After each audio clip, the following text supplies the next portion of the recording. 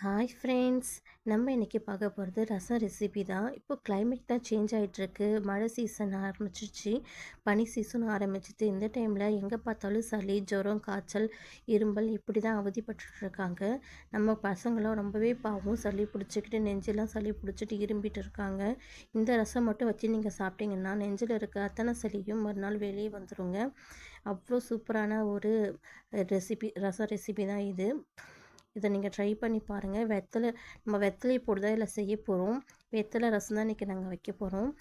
இதை எப்படி செய்யலாம்னு ட்ரை பண்ணலாம். இதுக்கு நீங்கள் ஃபஸ்ட் டைம் பார்க்குறீங்கன்னா என் சேனலை நீங்கள் சப்ஸ்கிரைப் பண்ணிக்கோங்க. வாங்க வீடியோக்குள்ளே போகலாம். இதுக்கு நான் எடுத்துக்கிறது ஒரு 6 வெத்தலை, ஃப்ரெஷ்ஷான ஒரு 6 வெத்தலை வீட்டிலே நான் பறிச்சுட்டு வந்திருக்கேன். உங்ககிட்ட தான் கடையில் வாங்கிக்கோங்க. இது ஃபஸ்ட்டு நம்ம காம்பெல்லாம் எடுத்துக்கலாம். நல்லா கழுவி சுத்தம் பண்ணிவிட்டு காம்பெல்லாம் எடுத்துகிட்டு இதை நல்லா பிரித்து எடுத்துக்கோங்க. சின்ன சின்ன பீசஸாக பிரித்து எடுத்துக்கலாம்.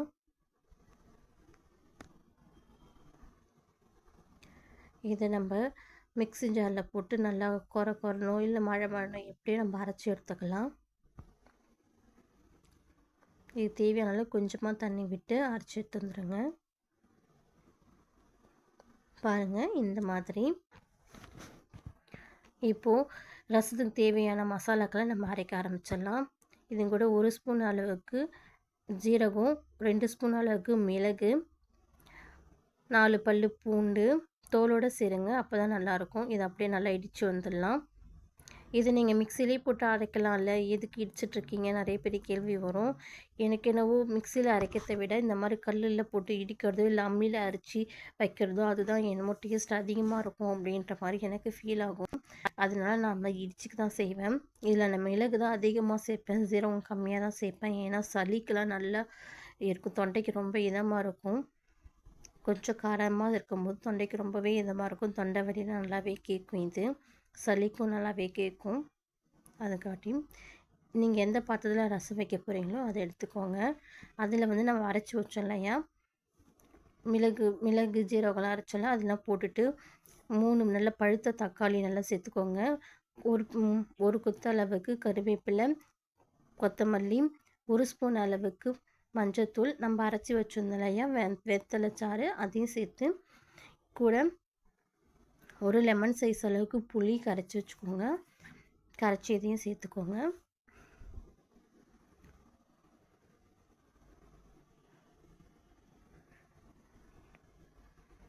இப்போது இந்த ரசத்துக்கு தேவையான அளவுக்கு தண்ணி சேர்த்துக்கோங்க. இப்போது இதை நல்லாவே கையால் போட்டு நல்லா கசக்கி விடுங்க.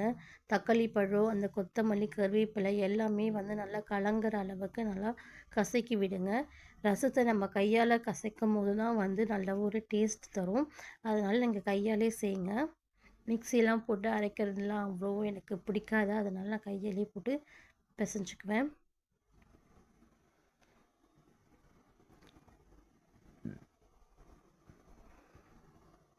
பாருங்கள், இந்த மாதிரி எல்லாருடைய தழையோட சத்துமே நல்லா கசங்கி வரணும், அந்த சாரோடு சேர்ந்து வரணும். அந்த மாதிரி கசக்கிக்கிட்டு இந்த ரசத்துக்கு தேவையான அளவுக்கு உப்பையும் சேர்த்து கலக்கிடுவாங்க. பாருங்கள், இந்த மாதிரி. இப்போ அடுப்பில் வச்சு ஆன் பண்ணிக்கோங்க. நல்லா கொஞ்சம் லைட்டாக கொதி வர மாதிரி இருக்கும். இந்த மாதிரி கொதி வர மாதிரி இருக்கு இல்லையா, இந்த தான் கரெக்டான பதம். இந்த டைமில் அடுப்பை ஆஃப் பண்ணிவிடுங்க. ஆஃப் பண்ணிவிட்டு தாளிக்க செய்யுங்க. இதை ஆஃப் பண்ணாலும் நம்ம மண் சட்டியில் வைக்கிறோன்றதுனால இது கொதி நிற்காது, கொதிச்சுக்கிட்டே தான் இருக்கும். அதனால் கொதிக்கிறதுக்கு முன்னாடி ஆஃப் பண்ணிட்டோம் அப்படின்னா அது கொதி இருந்துக்கிட்டே இருக்கும். இப்போ பக்கத்தில் நம்ம தாளிப்பு போட்டுக்கலாம்.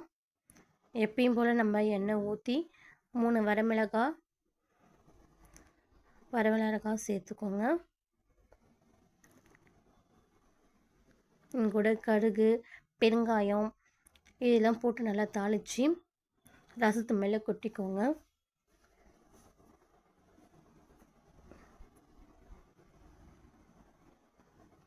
பெருங்காயத்தூள் கொஞ்சம் ஜாஸ்தியாகவே போடலாம், நல்லா வாசமாக இருக்கும். இந்த ஸ்டேஜில் நல்லா கொட்டி விடுங்க. கொட்டி விட்டு நல்லா கிண்டி விடுங்க. நான் அடுப்பை எப்போயோ ஆஃப் பண்ணிட்டேன், இருந்தாலும் ரசம் கொதிச்சுட்டே இருக்குல்ல, இதுதான் மண் பாத்திரத்தோடைய மகிமை. நம்ம ஆஃப் பண்ண பிறகு கூட அது கொதிச்சுக்கிட்டே தான் இருக்கும். இப்போ நல்லா கலக்கி விடுங்க. நம்ம ரசம் பார்க்கறதுக்கே நல்லா கலர்ஃபுல்லாக நல்லா க்ரீனாக இருக்குல்ல. வெத்தலை ரசம் ரொம்பவே டேஸ்ட்டாக இருக்கும். ரொம்ப டிஃப்ரெண்ட்டான டேஸ்ட் இருக்கும். பசங்களெல்லாம் ரொம்ப விரும்பி சாப்பிடுவாங்க. உங்கள் வீட்டில் இந்த மாதிரி சளி பிடிச்சிருந்தது அப்படின்னாக்கா, இந்த மாதிரி வெத்தலை ரசம் வச்சு பசங்களுக்கு கொடுங்க. மருந்து மாத்திரைலாம் கொடுக்கும்போது பசங்க எப்பயுமே சாப்பிட்றதுக்கு ரொம்பவே கஷ்டப்படுவாங்க. ஆனால் இந்த மாதிரினாக்கா இது மறைமுகமாக சாப்பாட்டோடவே சேர்ந்து போயிடும் இல்லையா? அதனால் இந்த மாதிரி ட்ரை பண்ணி பாருங்கள். இந்த வீடியோ பிடிச்சிருந்தா லைக் பண்ணுங்கள், ஷேர் பண்ணுங்கள்,